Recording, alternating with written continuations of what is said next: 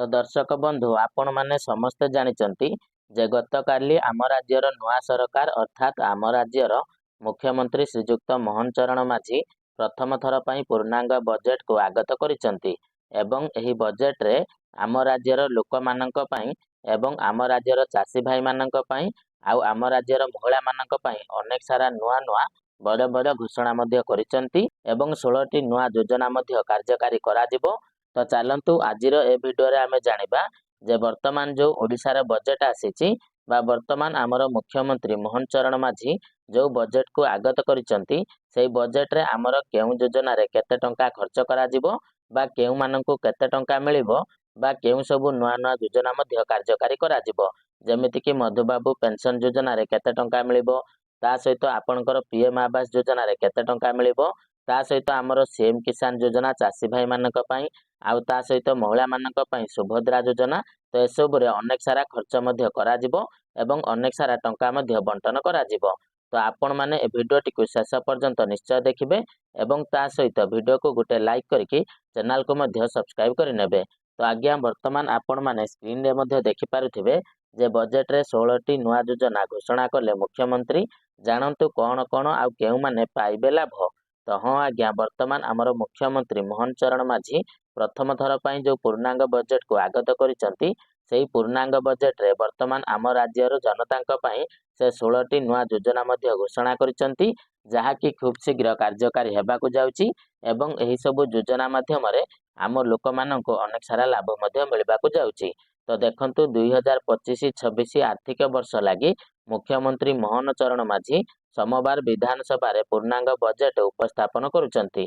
एथर budget रे 16टी नुआ योजना मुख्यमंत्री घोषणा करिसंती एगुड़िक हैला आपणकर एक नंबर रे रहिछि अंत्योदय गृह योजना पई 2603 कोटी आउ तापरे देखंतु सुभद्रा सुरक्षा पई 153 कोटी तापरे देखंतु 3 नंबर रे आपण मानकर श्री जगन्नाथ दर्शन पई 30 कोटी टंका उत्तर ओडिशा विकास परिषद पई 200 कोटी टंका दक्षिण ओडिशा विकास परिषद पई 200 कोटी टंका ओडिशा पुष्टि मिशन पई 100 कोटी टंका उपकूल वन उन्नयन योजना पई 50 कोटी टंका आम शिमिलीपाल योजना पई 50 कोटी टंका आदर्श मंडी व्यवस्था पई 50 कोटी टंका शहीद लक्ष्मण नायक आदर्श विद्यालय पई 100 कोटी टंका प्रवासी ओडिया और संपर्क पई 110 कोटी टंका मुख्यमंत्री कन्या विवाह योजना पई 12 कोटी टंका स्वच्छ ओडिशा योजना रे खर्च हेबो 261 कोटी टंका आमे पढ़िबा आम भाषा रे योजना पई 25 कोटी टंका अटल बसस्टाण्ड योजना पई 1266 कोटी टंका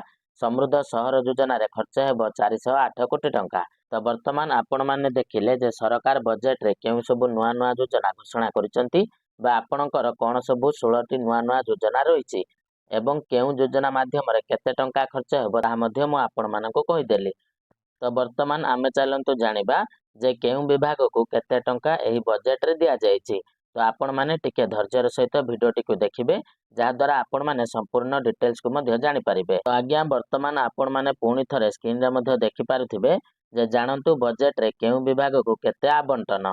तो देखंतु आर्थिक वर्ष 2025-26 पई मुख्यमंत्री मोहन चरण माझी विधानसभा रे बजेट उपस्थापन करिसंती। राज्य रे बीजेपी सरकार आसीबा परे एहा हेउची प्रथम पूर्णांग बजेट। चलित थर राज्य बजेट आकार 2,90,000 कोटी टंका रही। मुख्यमंत्री मोहन चरण माझी बजेट अभिभाषण रे ओडिशा को 2036 सुधा 500 बिलियन अमेरिकीय डॉलर एवं 2047 सुधा 1.5 ट्रिलियन अर्थनीति करने को लक्ष्य थिबा कहिसंती।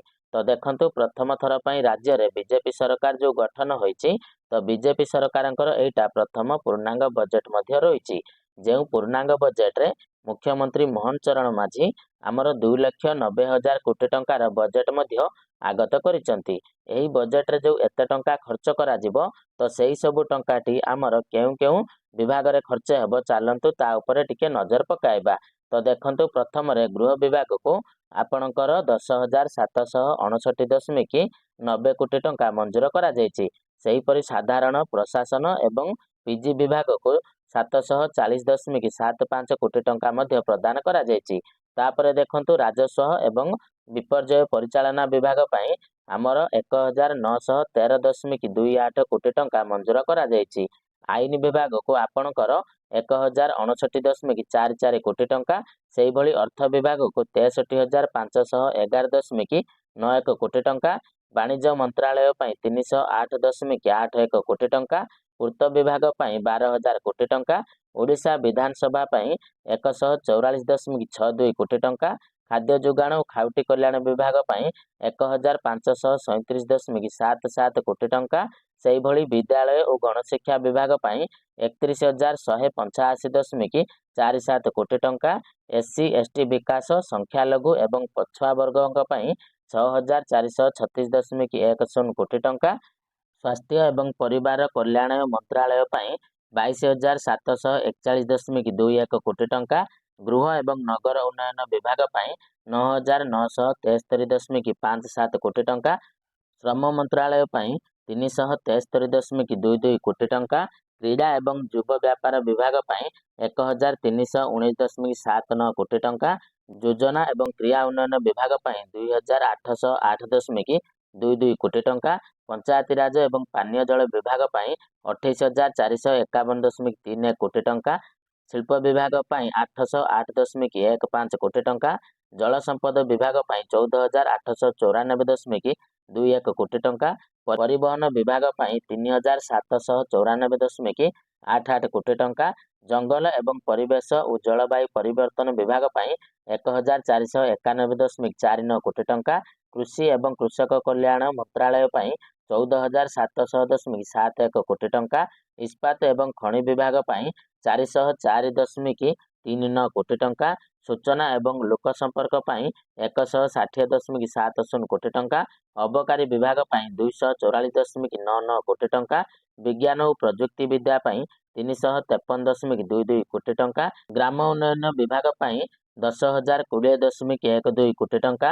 ସଂସଦୀୟ ବ୍ୟାପାର ପାଇଁ 74.71 କୋଟି ଟଙ୍କା।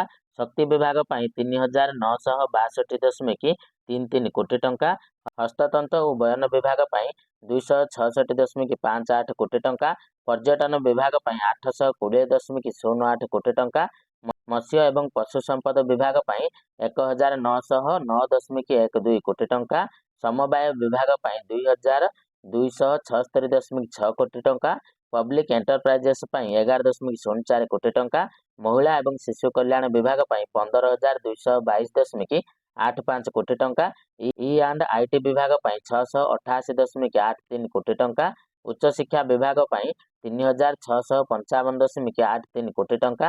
ଦକ୍ଷତା ବିକାଶ ଓ ପ୍ରଯୁକ୍ତି ଶିକ୍ଷା ପାଇଁ 1,784.54 କୋଟି ଟଙ୍କା। MS ବିଭାଗ ପାଇଁ 758.86 କୋଟି ଟଙ୍କା। ସାମାଜିକ ସୁରକ୍ଷା ଏବଂ ସଶକ୍ତିକରଣ ବିଭାଗ ପାଇଁ 9,120.66 କୋଟି ଟଙ୍କା। ରାଜସ୍ୱ ଏବଂ ବିପର୍ଯ୍ୟୟ ପରିଚାଳନା ପାଇଁ 4,049.85 କୋଟି ଟଙ୍କା। ଓଡ଼ିଆ ଭାଷା, ସାହିତ୍ୟ ଏବଂ ସଂସ୍କୃତି ପାଇଁ 481.83 କୋଟି ଟଙ୍କା। ମିଶନ ଶକ୍ତି ବିଭାଗ ପାଇଁ 2,774.73 କୋଟି ଟଙ୍କା। ତ ଆଜ୍ଞା, ବର୍ତ୍ତମାନ ଆପଣମାନେ ସମସ୍ତେ ଜାଣିଗଲେ ଯେ ବର୍ତ୍ତମାନ ଯେଉଁ ରାଜ୍ୟ ସରକାର ଆମର ପୂର୍ଣ୍ଣାଙ୍ଗ ବଜେଟକୁ ଆଗତ କରିଛନ୍ତି, ତ ସେହି ପୂର୍ଣ୍ଣାଙ୍ଗ ବଜେଟରେ କେଉଁ ବିଭାଗକୁ କେତେ ଟଙ୍କା ମଧ୍ୟ ମଞ୍ଜୁରୀ ପ୍ରଦାନ କରାଯାଇଛି। ଆଉ ତା ସହିତ ଆପଣମାନଙ୍କୁ ମୁଁ ପ୍ରଥମରୁ ମଧ୍ୟ କହିଦେଲି ଯେ ରାଜ୍ୟ ସରକାର ବର୍ତ୍ତମାନ ଏହି ବଜେଟରେ 16ଟି ନୂଆ ନୂଆ ଯୋଜନା ମଧ୍ୟ ଘୋଷଣା କରିଛନ୍ତି ଏବଂ କେଉଁ ଯୋଜନାରେ କେତେ ଟଙ୍କା ମଧ୍ୟ ଖର୍ଚ୍ଚ କରାଯିବ ତ ତାର ସୂଚନା ମଧ୍ୟ ମୁଁ ଆପଣମାନଙ୍କୁ ଦେଇଦେଲି। ତ ଆଜ୍ଞା, ବର୍ତ୍ତମାନ ଆପଣମାନଙ୍କର ଏହି ବଜେଟରେ ପ୍ରଧାନମନ୍ତ୍ରୀ ଆବାସ ଯୋଜନାକୁ ନେଇକି କିମ୍ବା ଆପଣଙ୍କର ଭତ୍ତାକୁ ନେଇକି କିମ୍ବା ଆପଣଙ୍କର CM କିଷାନ ଯୋଜନାକୁ ନେଇକି ଯାହା ବି ଘୋଷଣା କରାଯାଇଛି ତ ସେ ବାବଦରେ ଡେଡିକେଟେଡ୍ ଗୋଟିଏ ଭିଡ଼ିଓ ମଧ୍ୟ ଆମ ଚ୍ୟାନେଲରେ ଅପଲୋଡ଼ ହେଇଯିବ। ତ ଆପଣମାନେ ଏବେ ହିଁ ଚ୍ୟାନେଲକୁ ସବସ୍କ୍ରାଇବ୍ କରିକି ବେଲ୍ ଆଇକନ୍କୁ ଅଲ୍ରେ ପ୍ରେସ୍ କରିକି ରଖିଥାନ୍ତୁ, ଯାହାଦ୍ୱାରା କି ଯେତେବେଳେ ଆମେ ଭିଡ଼ିଓ ଅପଲୋଡ଼ କରିବୁ ତ ଆପଣଙ୍କ ପାଖରେ ସର୍ବପ୍ରଥମେ ଆମର ନୋଟିଫିକେସନଟି ପହଞ୍ଚିଯିବ। ତା ସହିତ ଭିଡ଼ିଓଟି ଇନଫର୍ମେଟିଭ୍ ଲାଗିଥିଲେ ଭିଡ଼ିଓଟିକୁ ଲାଇକ୍ କରିଦେବେ ଏବଂ ତା ସହିତ ବର୍ତ୍ତମାନ ଏହି ବଜେଟକୁ ନେଇକି ଆପଣଙ୍କର ମତାମତ କ'ଣ ରହିଛି କମେଣ୍ଟରେ ମଧ୍ୟ ଆପଣମାନେ ଆମକୁ ଜଣାଇ ପାରିବେ। ତ ଚାଲନ୍ତୁ ଦର୍ଶକ ବନ୍ଧୁ, ଆଜିର ଭିଡ଼ିଓରେ ଏତିକି। ପୁଣି ଦେଖାହେବ ଆପଣମାନଙ୍କ ସହିତ ଆଉ ଗୋଟିଏ ନୂଆ ଭିଡ଼ିଓରେ। ତ ସେତେ ପର୍ଯ୍ୟନ୍ତ ବିଦାୟ ଦିଅନ୍ତୁ। ଜୟ ଜଗନ୍ନାଥ।